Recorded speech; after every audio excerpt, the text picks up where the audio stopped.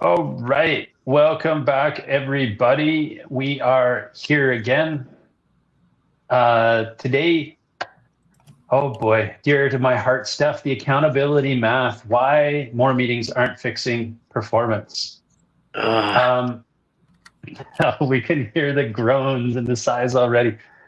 When performance drops, or honestly, a thing that drops performance is the same thing either way. Leadership or management saying, let's have another meeting, and another, and another, and another. Meetings can create affinity, but they sure don't create accountability. Systems do. We'll dig into what that actually means, but today we're here to explore how organizations confuse activity with accountability on a minute by minute basis, how leaders can build structures that drive execution, and really why meetings often become performance theater. I think there's a huge difference between accountability and supervision as well. We need to look at what are the kind of systems that can be built that create ownership, what kind of the behaviors that can be trained that create ownership, what kind of permissions can create ownership, what's the difference between a scoreboard, a dashboard, where should stuff be visible, and in the end, what do you have to do to create a culture where people actually follow through? Man, anybody who's ever done networking is feeling our pain as well today. But anyway, we want to walk away with frameworks, fewer meetings that have better execution, improved team ownership, and just nice, clean, clear performance with visibility. That's really what we're here to discuss. And this one, it's a ball of tangled yarn. There's so many best practices people ignore. Like you said, performance theater, authoritarian, right? Leveraging of power. It's have a damn purpose and an agenda, for God's sakes, right? That's step one. Yes. Yeah, I think that one of the things that people do with meetings is they confuse meetings with actually solving a problem. Meetings are not solving problems, nor are they performance. Oftentimes, a meeting is a placeholder because you can't actually, or you haven't actually diagnosed the problem accurately. And so you're saying, hey, we have this problem. It's an all hands on deck. We need to solve it. Okay, but are you coming in with actually having thought about what is causing the problem, or are you just going to rant at each other for 40 minutes? Because I've been in those meetings and they're a complete waste of time. So, going back to those industry best practices that Rob was talking about. Yeah. So have an agenda. Step one. Assign an objective facilitator who's responsible for the accomplishment of the agenda. That shall not be the most powerful person or highest ranked leader at the meeting, right? That's not their job. So you're outsourcing the power immediately to provide a more balanced and inclusive playing field. Okay. If we get off topic, as we know we will, right? Things get off topic. Tangents happen. Anyone in the room can 3-knock as a very gentle way of asking us to please, facilitator, get us back on topic, right? So that keeps the ship going in the right direction. The other thing I'd throw in here is structured approach to inclusive communication via what is called De Bono's 6 thinking hats. So we put on the white hat and we say, do we have the data we need? Right? Put on the blue hat and we say, what's our process going to be? What's the meta process, right? How are we going to make this decision if we're here to make a decision, right? What are the criteria, right? We think through what we're going to do. That's blue hat. Red's how we feel about it. Green, intuition, imagination, right? Discovery, ideation. Right? Black hat, what the hell's wrong with this? Right? I don't know if I forgot one. Yellow hat. What's good about this? So we have a structure of hats in order. And when we're not doing black hat, we're not doing black hat. And the facilitator has the right to say, thanks so much, Jacob. Let's write that down and hang on to that until we get to the black hat thinking. Right? So we get to parking lot, all the black hat thinking that a lot of people like to do, shooting stuff down while we're in the middle of green hat or yellow hat. Right? And then at the end, once we've processed all the hats in order, we do action items, we note, right, what we've decided, and we typically have a final red hat to see how everyone feels about it. So that's not a place that we're going to change our decision, it's just a place to collect data. Love it. So running effective meetings 101, do it better, suck less, right? Get more work done. Absolutely. I meet with a lot of founders, and I can say that I have a very distinct difference of experience between a founder and an operator. For the sake of the definition, like we're working with one right now, but he's been there, done that, had it before, and is the first person to say, I've already made all the mistakes, own the mistakes, list the mistakes. And boy, do we have really clean, quick, clear, concise conversations. That 30-minute meeting time turns into 2 minutes of how you're doing, 5 minutes of what's next, and another 60 seconds of see ya. Uh-huh. And both parties leave happy and clear. Right. So that meeting is overwhelmingly to inform. Yes. Right? So that's one purpose. Thanks for unpacking that. Yeah. So to inform meetings should only be 5 minutes long. Okay. And I like the idea of having separate meetings with different purposes, because you have these information meetings, you have problem solving meetings. There are, I'm sure, other types of meetings that we've got. Accountability meetings, for example. But I like the idea of there are different types of meetings that we're having, and not every meeting has to be the inform meeting. Not every meeting has to be the brainstorming meeting. Not every meeting has to be the we're holding everyone accountable meeting. And so it kind of goes back to what you were saying about have an agenda, but also be very, very clear about what the purpose of the meeting was. Yes. Once that purpose is fulfilled, you don't have to meet longer. It's like my grandpappy always says, there's no such thing as a bad short meeting. Yep. When you're done, say you're done, do the action items, celebrate the time saved. Yeah. Moving on. All too often it goes the other way, right? People get in there. Yes, indeed. Schedule 60 minutes. They go an hour and a half. They make everyone late, right? So everyone's apologizing to their next meeting, right? Everyone is stressed, inattentive. And then they get to the end and they're like, what was that all about? What do we do? Right? Congratulations. Never wasted a boatload of money holding court, stroking your ego, right? Doing whatever you were doing. Yeah. Never a good sign when the heads are shaking side to side after the meeting. Right.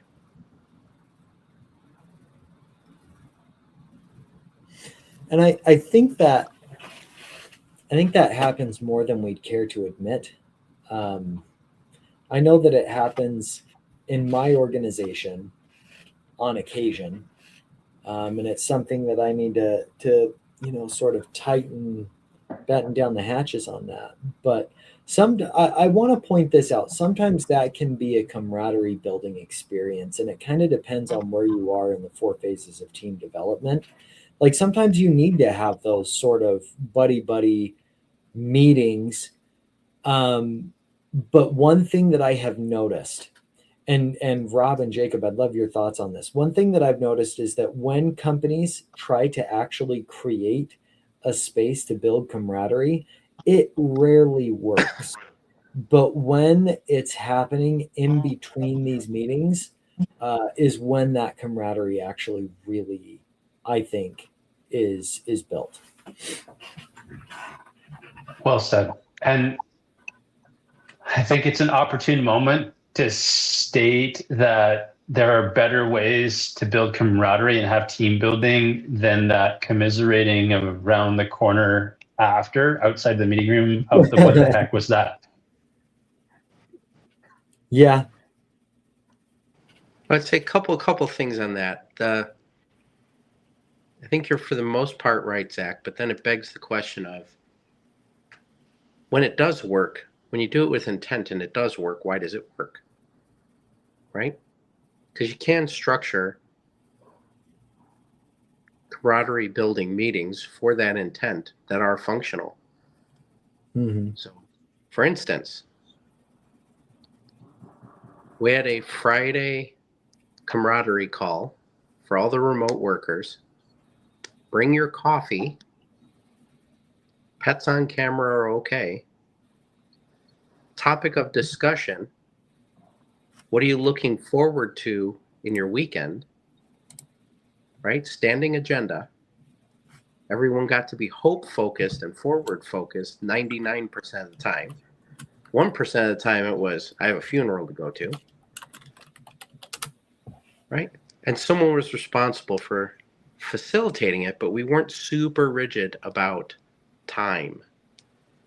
Right? So if someone really wanted to share, they wanted 6 minutes, they could have a whole 6 minutes. Some people just said, well, we're packing for vacation, right? It's going to be busy. Simple. Right? But everyone had their coffee. It was friendly. There was enough conversation that it wasn't just 20 people staring at each other, but also with 20 people, no one felt obligated to carry it. Mm-hmm. Again, assigned facilitator responsible for keeping the discussion going.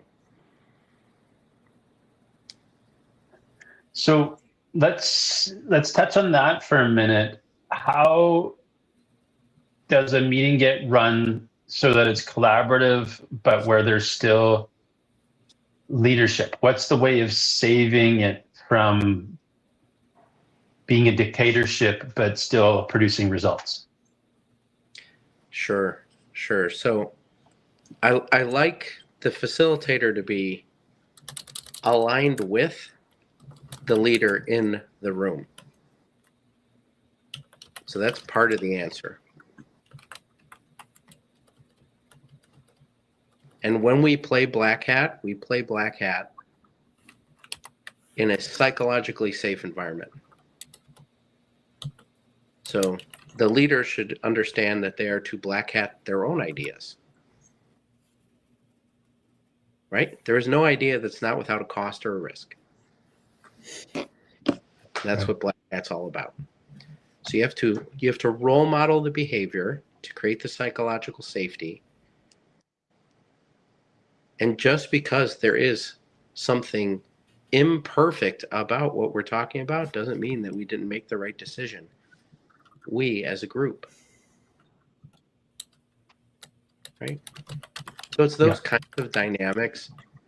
If we can get the alignment between the leader and the facilitator, that they can pull off as a team together, that I think get to much of the heart of your question, Jacob. Yes. Yeah. But how often do we see that? I'd like to add to that. Go ahead, Zach. Go ahead, Rob. Finish it. Well, I just want to add to that because one of the things that you're talking about is creating emotional safety so that people feel comfortable sharing their ideas. And one of the things that I think is important is showing those people that you value them. It's not just enough to say this is a safe space, because how many times has that been lampooned? This is a safe space. Yeah, we got it. But it's actually not a safe space. Like I once worked with a team where the leader on the team would demean and belittle anyone who asked questions. and then say, I don't know where the hell you got this idea from that you can't ask questions, that it's not safe to ask me questions. Like, we're an open book. Yes. Right. Right. So you have to show them through your actions that you actually value their input. One of the things that I've done is, to Rob's point, having an agenda agreed upon ahead of time. And then one of the things that I actually do is I hand control of the agenda over to someone else. So I'm facilitating the meeting, but I've put, okay, we're going to spend 10 minutes talking about this. And the person who is running the timer, they say, okay, we're at time. It's time to move on. And then I always retained the option to say, okay, I think that we could really serve ourselves by having 5 more minutes on this. Does everyone agree? And we only had one extension. And so that kept the meetings within the 60-minute agenda that we had agreed upon, because that guy, he was real good at keeping me accountable to that timer. And it showed everyone, hey, we value your time, we value your input, and we're here to get the job done. Got it. Yep. How much time do you leave in a meeting to say, how could this meeting have been more effective? Where's the Kaizen?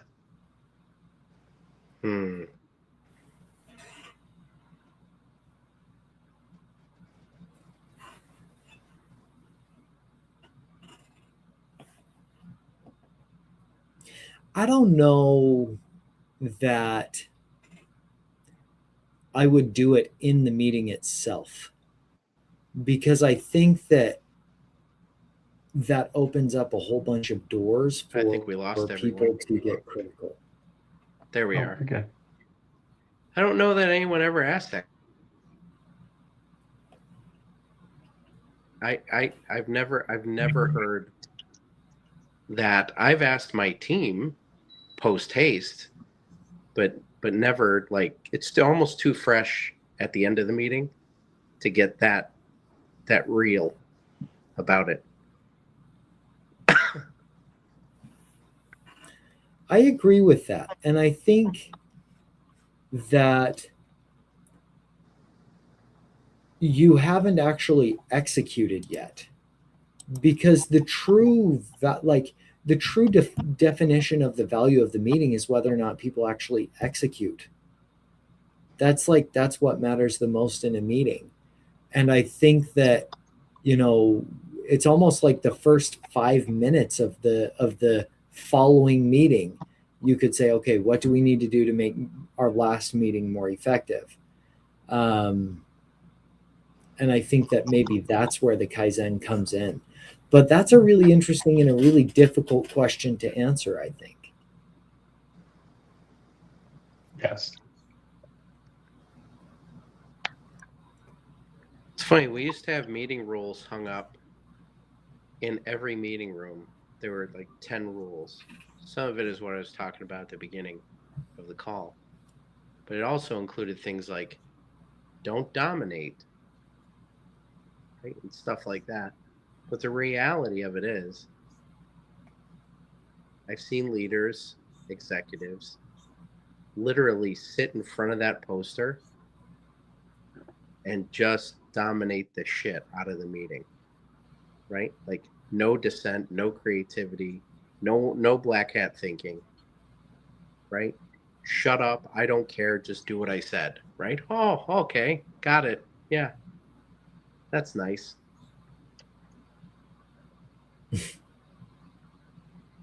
Right? Like, the dissenting voice in the room, how often are they right? How often are they pointing out the blind spot or the risk? Virtually every time.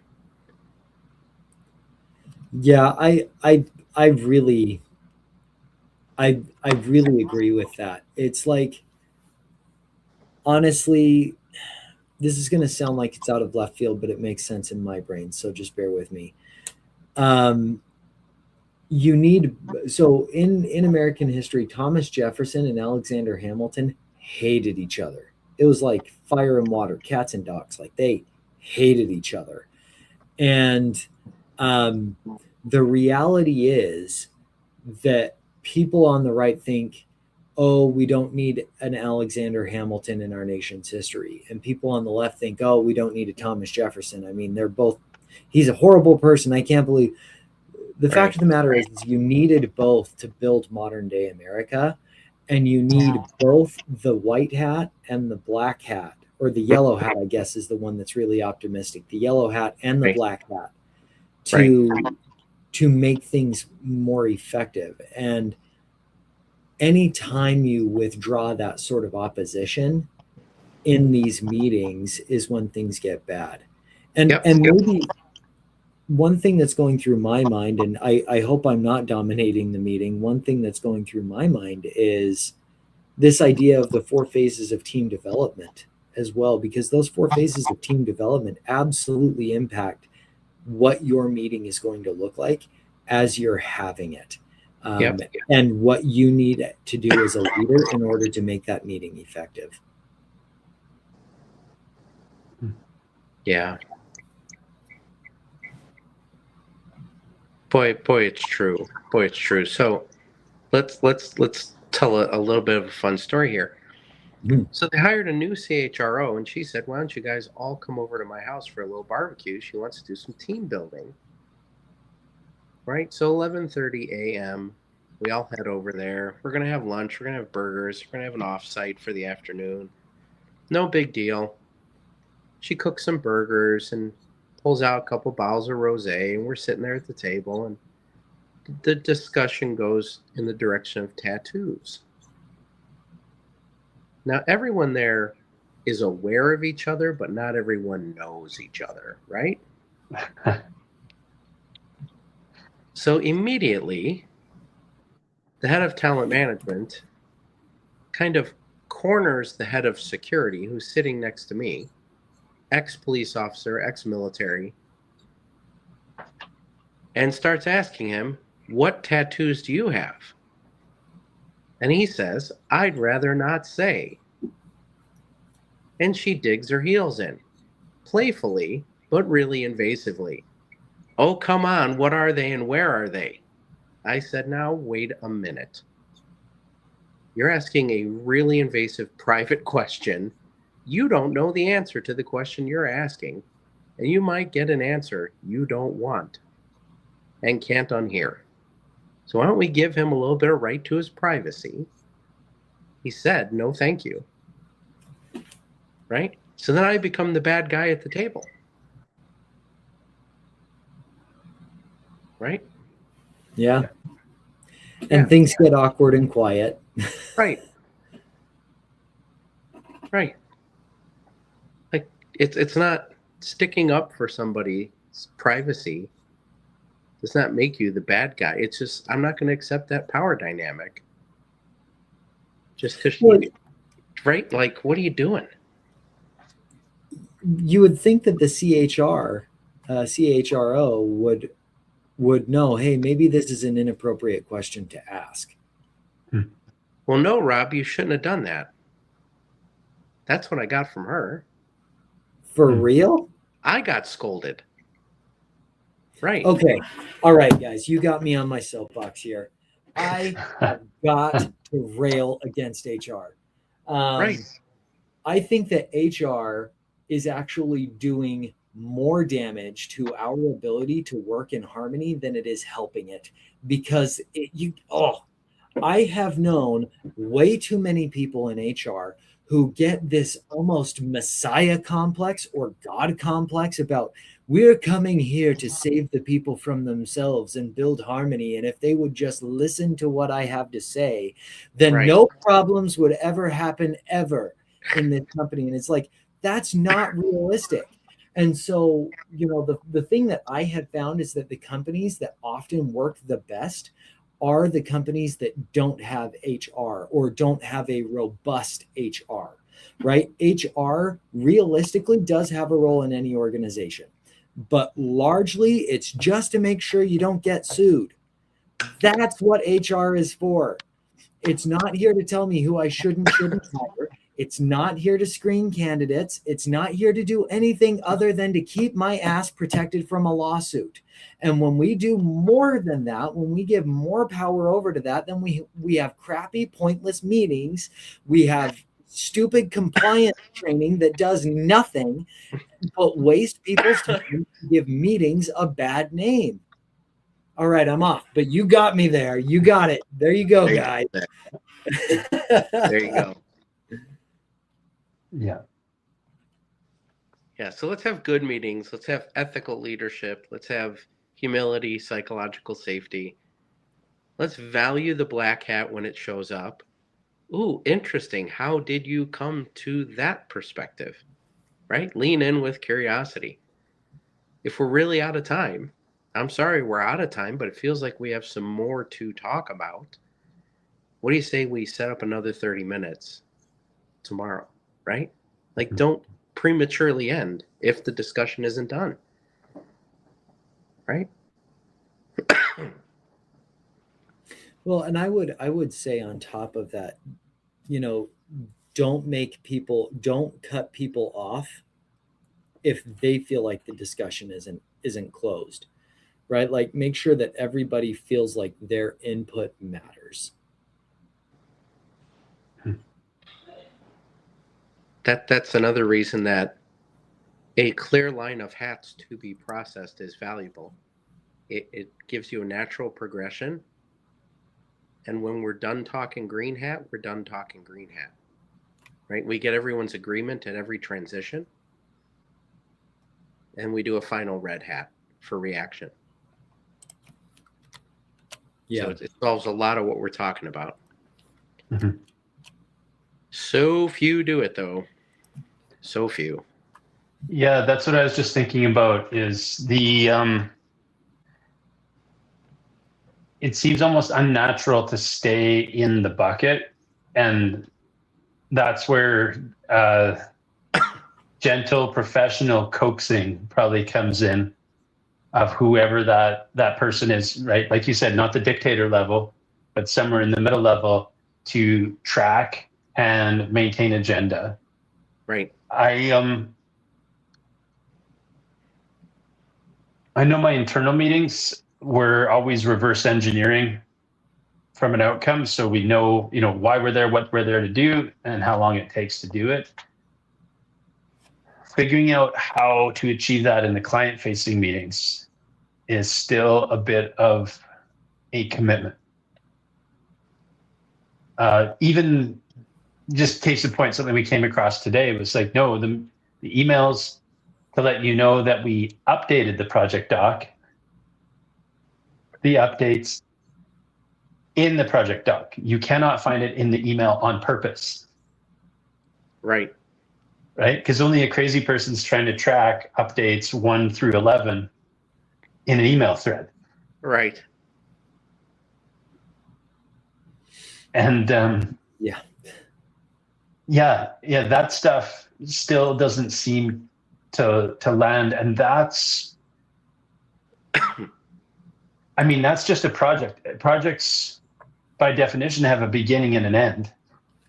So how does that translate into a business where there is no end other than year end, where you're just going to go out and do it again?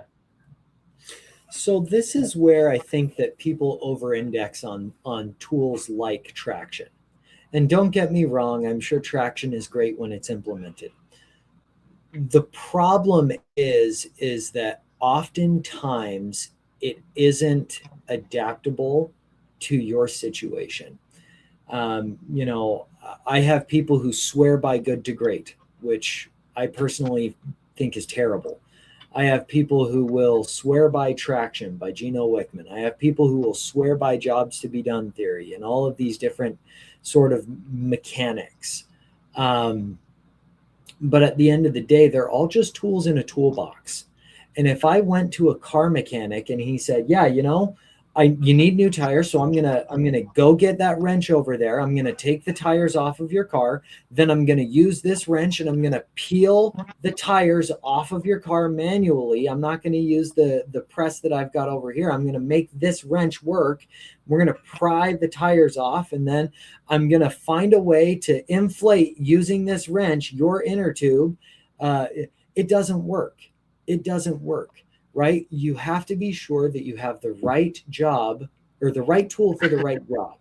And that's where I think a lot of times people get way over their skis when it comes to some of these things. And they don't understand the principles behind it. And so they use it in areas where it probably is less effective and forego using it in areas where it would be more effective. Yes. And what I see is somebody getting enamored with a way of doing things and then decide the where of it. And so I've seen different versions of what you're talking about being like, and we're going to do it in Slack. Yeah. Because I said so. Because right. Right. And Slack's going to conform to my will of us doing that way. And so will our people. Yeah. Yeah. There's the statistic, right? I bring it up all the time. Like, why do 55% of CRM implementation still fail? Because people aren't thinking system process first, technology second. I feel like the number is double in project management platforms. Like 110% of them fail because, like, oh, cool, new tool to manage team and process. Let's buy it. But there's no why. Plus, all the tools in that realm, like good project management toolkit is kind of all the same tools. Mm-hmm.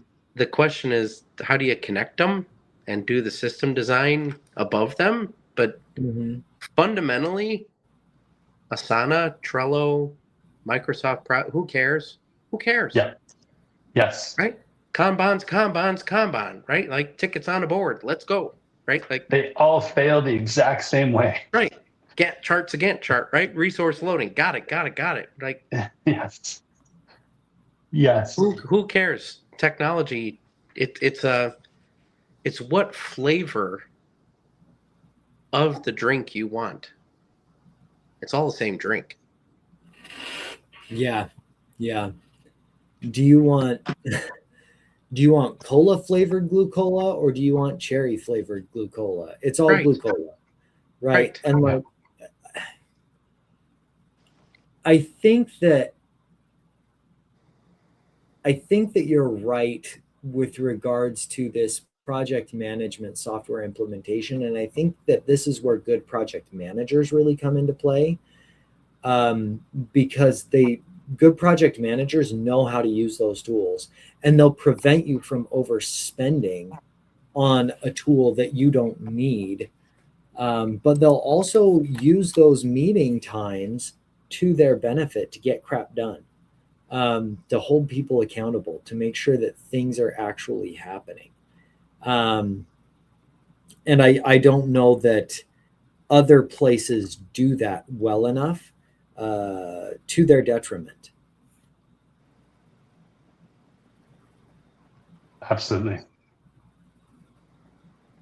And so I think that, as leaders, it's really easy for us to get distracted by shiny object syndrome when it comes to project management, particularly because project management is the one thing that it is so easy for us to say, there's a problem. Why isn't it getting solved? Oh, it must be the project management. It's like we talk about with, revenue leadership changing every 9 months? What was the stat, Jacob?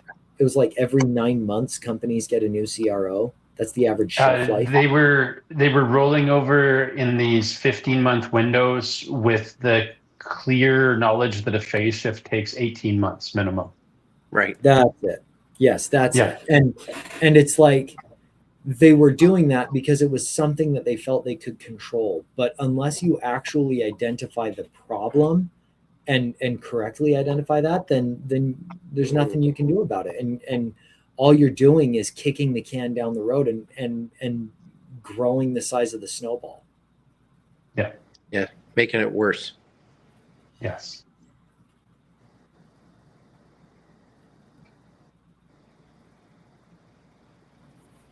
Oh, very well said.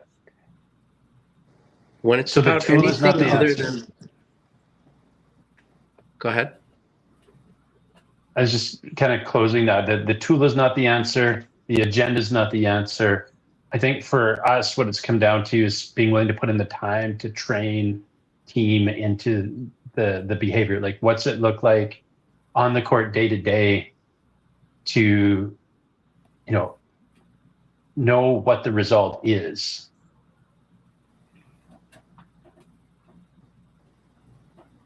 Yeah, it's about outcomes. It's about performance.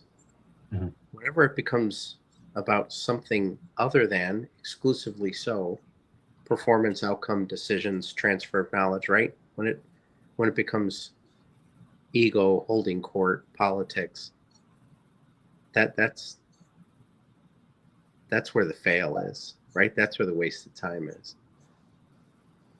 So I think you're absolutely right. And the question that I would have is, how do we know that we're making the transition away from being an outcome oriented meeting into something that fundamentally is not beneficial for the team? It's a waste of time.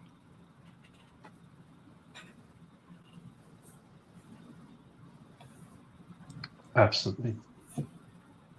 How do you know it? There's probably you definitely feel it. You in the moment, you know when it happens, right? Mhm.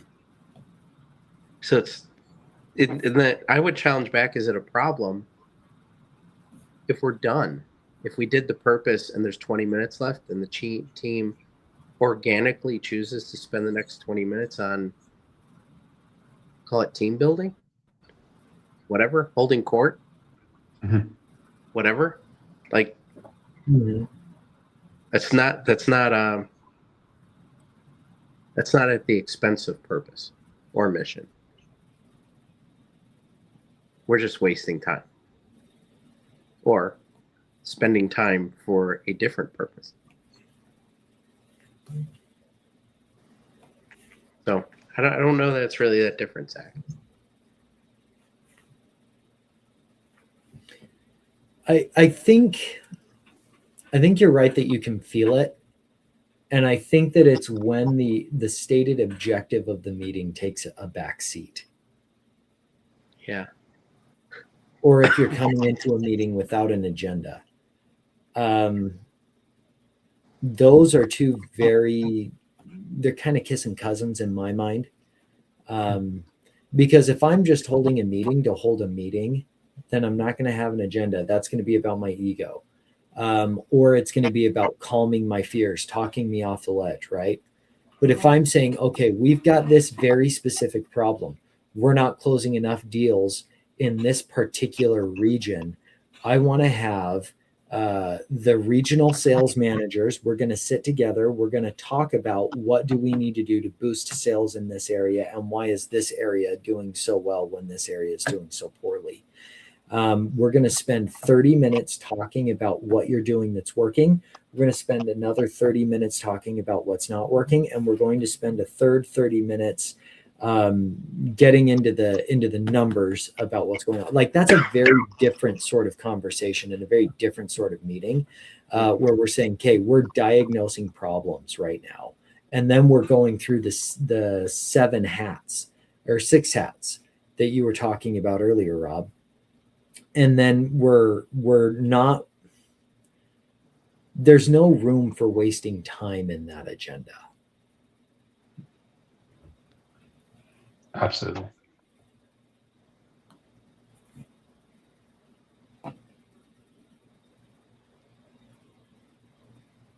It's funny how much of this functional performance dimension comes down to who the leaders are in the organization, the culture that they promote, the degree to which there is psychological safety, their operational organizational mindset, i.e. agendas, right? Facilitators. It takes a certain amount of humility to say, challenge me, what are we missing? To support the facilitator, the timekeeper, in the performance of the role and not hijack it because your ego wants that. Mm-hmm. Yes. Right.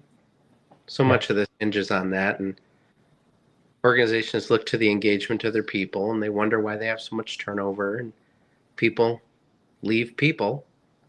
Well, why do people leave people? Because toxic people are allowed to sit in the highest of chairs and run meetings poorly, and right, they're not doing everything we're talking about. And if your meetings are online, I highly recommend, like, there's a plethora of note takers out there, but just for 1 week, download the free version of Fathom. It's got this really cool yellow bar that tells you how much you've been talking. That's right. And just hang out with that. Yes. I have at a prior employer, and that's as specific as I can be, a recent prior employer. I had my note taker in the meeting, and my boss, the CHRO, said, "What the F is that?" And I said, "It's an AI note taker." She said, "Get that out of here." Look, all right, now I know. Now I know. You know, I find that so interesting. And I think that the question that might be a good future podcast episode is, why is it that these toxic people get promoted to middle management and then just provide a barrier for any sort of good ideas, right? They just sort of become the stagnant bureaucracy of any sort of organization. And there's a certain personality type we all know because we've all met with them, the little dictators, who they have their little fiefdom. And why is it that these people get promoted? And when it's clear that they're not doing their jobs, they're not fired. Right. They are left alone to continue their reign of terror. Yes. Because they get results. I don't know if I agree with that, because, you know, you've talked about the sales manager who was incentivized, they were incentivized because their compensation, like, they had a massive turnover rate because the sales manager would get the bonuses of anyone that didn't last for more than 3 months. Right. So I don't know that they are necessarily providing results, because a robust, well-trained sales team that's actually delivering would probably do a lot better than a sales team that has 80% turnover month over month. Well, if you hired well, properly onboarded, engaged, developed, coached, and then retained, if you did that to your sales force, right, you got that all right, and you had at least all B players, you're quick to rid the C and D play. Right? You could end up where you think you might be, Zach, but if all you do is walk around with a stick and treat people like they're disposable objects, if you don't every week produce X, you're out. And you get to keep all their treasure. Well, one might think that you just walk around with a bigger, meaner stick and your number would go up. Well, and see, that's what I'm talking about, right? Is that the people to whom these little dictators answer aren't thinking big enough. Right. Their definition of results is somehow skewed. And they are thinking that for whatever reason, that is a result. Whereas what you're talking about, it would probably produce at least 2x the results that they're getting now. But for whatever reason, they're not willing to let go of that sales manager. They're not willing to change that policy. They're not willing to do that thing. And that's what I'm talking about, right? Is I think that there is a real interesting thing to be explored there, because those inept managers are causing a ton of problems, way more than just running a crappy meeting. Because I'll be honest, we've all sat through our own fair share of crappy meetings, but you're only willing to sit through a certain amount before you're starting to say, geez, this is going nowhere. I'm not actually doing anything. I'd like to go somewhere with my career, and I need to find a different job. And all of a sudden you're losing your A players. Yep.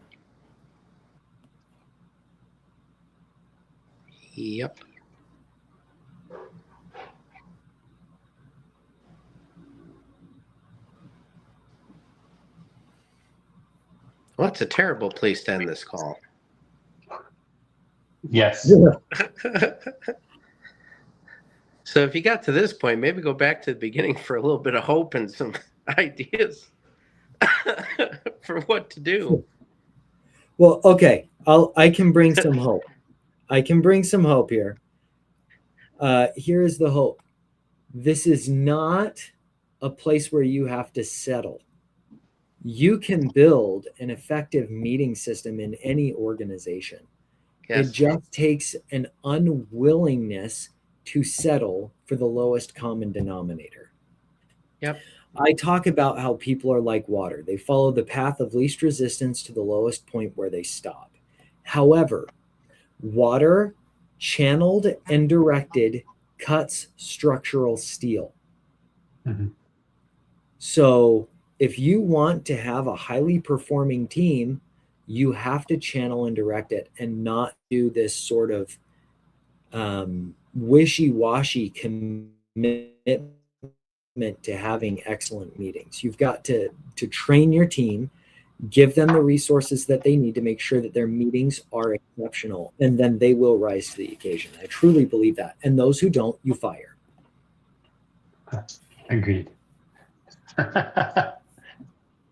Yep.